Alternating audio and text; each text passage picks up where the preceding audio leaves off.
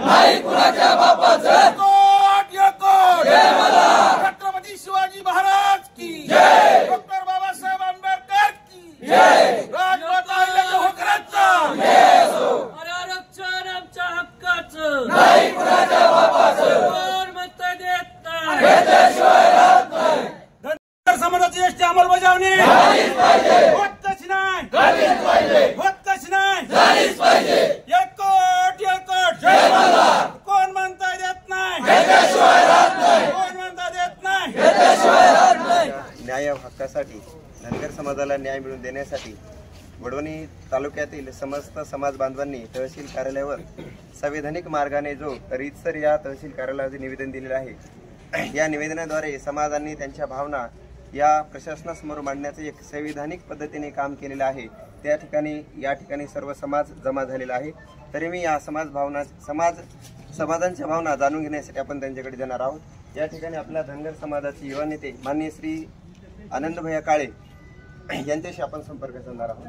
भैया, नेमकं आपली काय मागणी आहे समाजाप्रती?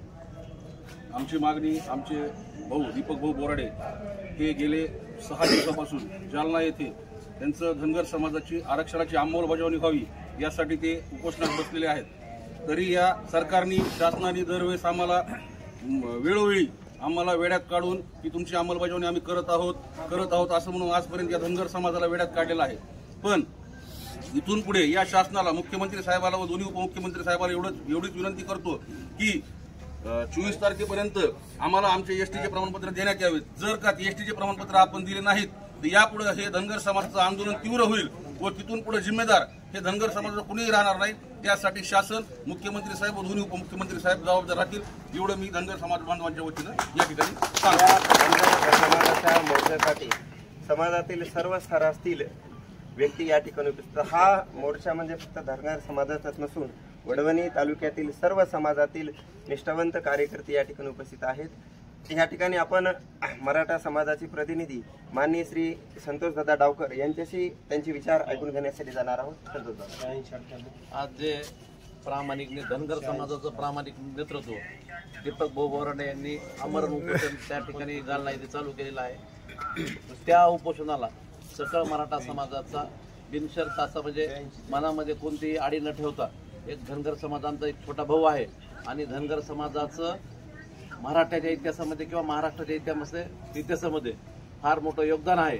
आणि धनगर समाजाची 30 ते 40 वर्षापासून आजची जी मागणी आहे की धनगरांना आरक्षणामध्ये म्हणजे एसटीमध्ये आरक्षण मिळालंच पाहिजे, त्या मागणीला सकळ मराठा समाजाचा पाठिंबा आहे। आणि ज्या प्रकारचं जे आंदोलन होईल, जसं आनंदभाई यांनी आतापर्यंत आमच्या सकळ मराठा समाजाला धनगर समाजाच्या वतीने जसं सहकार्य केलं त्याच्यापेक्षाही जास्त पटीने आमची सहकार्याची भावना आहे।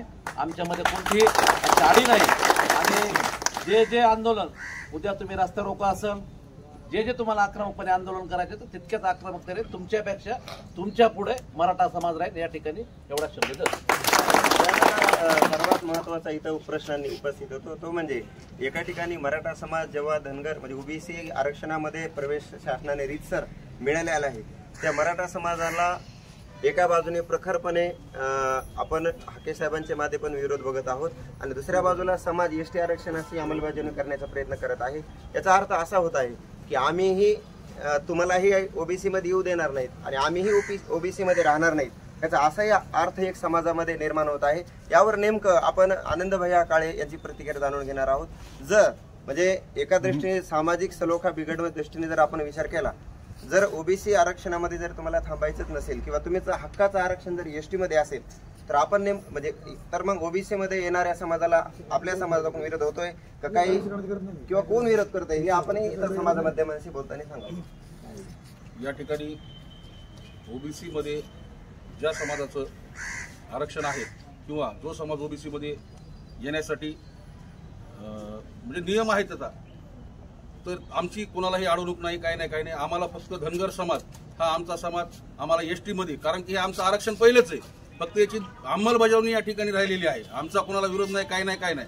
फक्त आमच्या धनगर समाजाची ही अंमलबजावणी झालेली आहे की लवकरात लवकर या सरकारने आम्हाला ते सर्टिफिकेट देऊन आमची अंमलबजावणी या ठिकाणी सरकारने करावी। आणि तसेच जे काही या बीड जिल्ह्यातले व महाराष्ट्रातील आमदार असतील, माझी त्यांना सर्वांना सुद्धा विनंती आहे की तुम्ही आमचे दीपक भाऊ बोराडे या ठिकाणी जालना या ठिकाणी 6 दिवसापासून उपोषणात जे बसलेले आहेत त्या ठिकाणी जाऊन तुम्ही त्यांना पाठिंबा द्या. पत्र ठीक आहे, या इथल्या माजलगावच्या आमदार साहेबांनी दीपक भाऊ बोराडे साहेब यांना पत्र दिलेलं आहे, पण माझी इथल्या आमदार साहेबांना सुद्धा विनंती आहे की त्यांनी सुद्धा दीपक भाऊ बोराडे ज्या ठिकाणी त्यांचं उपोषण चालू आहे त्या ठिकाणी जाऊन या आमदार साहेबांनी तिथं भेट देऊन आम्हाला धनगर समाजाला एसटी आरक्षण अंमलबजावणीसाठी पाठिंबा दिला पाहिजे.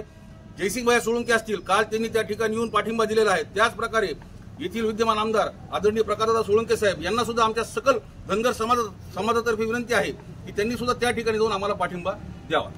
त्यानंतर आपण पाहत आहोत की ज्या पद्धतीने मराठा समाजाला ज्या ज्या आमदारांनी किंवा ज्या खासदारांनी किंवा ज्या सामाजिक कार्यकर्त्यांनी खंबीरपणे सपोर्ट केला, त्याच पद्धतीनं आज धनगर समाजाची एसटीमध्ये अंमलबजावणी होत असताना बरेच प्रकारचे राजकीय स्टंट म्हणा किंवा ज्या पद्धतीने विरोध होत आहे, तर त्या आमदारांना जर आज आपण बरेच बघतो, माजलगाव गेवराई असतील, पुणे मुंबई उस्मानाबादचे आपले खासदार असतील, यांना धनगरांची एसटीमध्ये अंमलबजावणी व्हावी यांना ते सपोर्ट करत आहेत, मात्र त्यांना समाजामधून विरोध होत आहे. तर आपण असा विरोध करणाऱ्या समाज बांधवांना काय संदेश द्यायचा?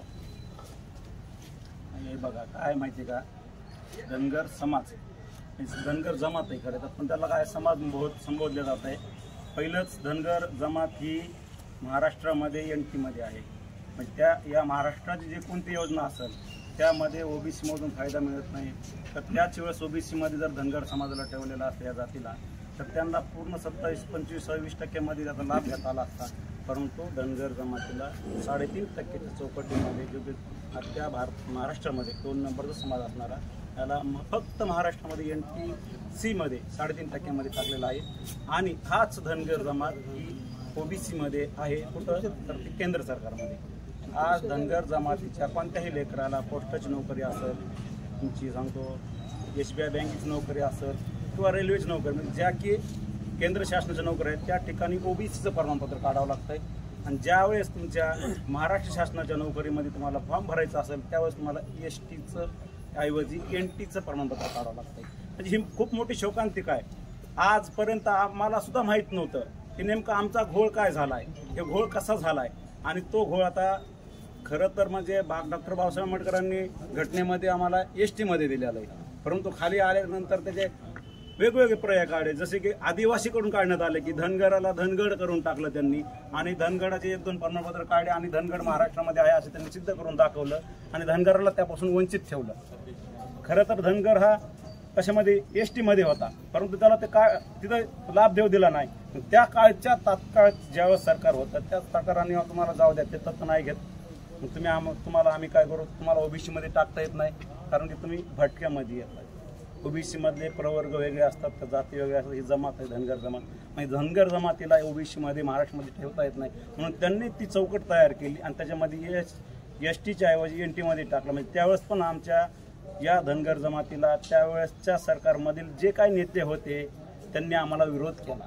बरं, आता आमची अशी मागणी, तुम्ही विरोध करताय काय, आम्ही तुमच्यामध्ये संपूर्ण येत नाहीत ना. आम्ही अगोदरच सांगतो आमचं जे 3.5% या ठिकाणी आहे, आम्हाला 3.5% त्या ठिकाणी देऊन टाका, NTच्या ऐवजी ST करून टाका. पण पूर्ण 7% मध्ये घेऊ नका, 3.5% द्या. आमचे लेकरबाळ कुठेतरी शिकतील ना. सध्याच्या NT मध्ये भरायला जागा नसतात आमच्या, म्हणजे इतक्या आमचा समाज इतका विखुरलेला किंवा इतका खालच्या तळाला अजून पण आहे की ते शिकलेले पण नाहीत.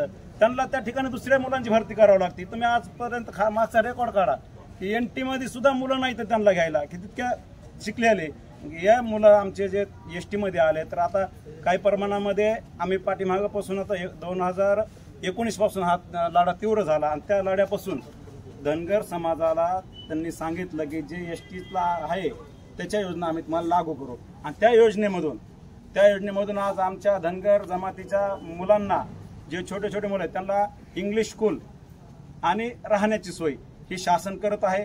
हा एक आम्हाला म्हणजे एक थोडासा जे आम्ही करतो लढा, त्या लढ्याला मिळालेला आम्हाला एक हा खूप मोठा म्हणजे अमृत आहे की आज आमच्या पण STचे मुलं, जे धनगर जमातीचे मुलं आहेत ते STच्या मुलाप्रमाणे फ्रीमध्ये शिक्षण आणि राहण्याची सोय करीत आहेत. म्हणजे आता इथून पुढे आमची मुलं थोडेफार शिक्षणाकडे येतील, कारण की या जमातीकडे पैसा नसल्यामुळं त्याला इंग्लिश स्कूलला टाकायचे म्हणजे 10-15 हजार रुपये फीस असायची, राहायची ठेवायची सोय म्हणलं की 30-35 हजार रुपये लागायचे आणि तेवढे भरायची ऐपत ही धनगर समाजाकडे नसल्यामुळं ते आज आमचा समाज मागं राहिलेला ह्या कुठतरी या पुढे जर एसटीचं सरपत तिकीट भेटलं तर आम्हाला आता तुम्ही सगळं दिलं म्हणते तर, पण आम्हाला सरपत तिकीट द्या ना.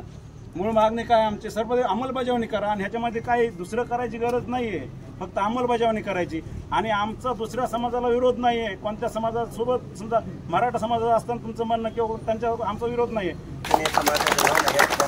समाजासमोर मांडल्या. आताच यांनी सरांनी सांगितल्याप्रमाणे की शासनाने धनगर समाजाला एसटीच्या सर्व योजना लागू केलेल्या आहेत. एसटी प्रवर्गाला ज्या ज्या फॅसिलिटी दिल्या जातात, म्हणजे हॉस्टेल असेल, अनुदान असेल, ज्या काही फॅसिलिटी सर्व दिल्या आहेत, याच्यावरून असा निष्कर्ष निघतो की शासनाने सुद्धा धनगर समाजाला एसटी मध्ये आहे हे मान्य केलेलं आहे, फक्त त्याचं प्रमाणपत्र दिलेलं नाही. म्हणजे हे असं झालं की जसं एखाद्या माणसाने म्हणजे लग्न झाल्यानंतर तुम्ही सोबत राहू शकतात, खाऊ शकतात, झोपू शकतात, सर्व गोष्टी करू शकतात, फक्त आम्ही तुम्हाला तुमचं नाव किंवा पत्रिकावर तुमचं नाव देऊ शकत नाही. यांच्या बोलण्यातून मतितार्थ एवढाच निघलेला आहे. तरी ज्या पद्धतीनं यांच्या बोलण्यातून धनगर समाजाला शासनाने शासकीय स्तरावर, योजनाच्या स्तरावर एसटी मध्ये आहेत असं गृहीत दिलं आहे, तसंच फक्त तरी कागदावर लिखित स्वरूपात द्यावं हे अगदी चांगल्या पद्धतीने यांनी इथं व्यक्त केलेलं आहे. समाजाने आपला मूळ मागणी भरकटू न देता, आपला मूळ उद्देश लक्षात ठेवून इतर भूलथापांना बळी न पडता आपल्या धनगर समाजाची समाविष्ट नसून तर फक्त अंमलबजावणी करून घेणे एवढाच टप्पा बाकी आहे. यांनी आताच समाज माध्यमापुढे या ठिकाणी तहसील निवेदन त्यांनी सांगितलेलं आहे. या अंकुश पवार, वडवणी प्रतिनिधी.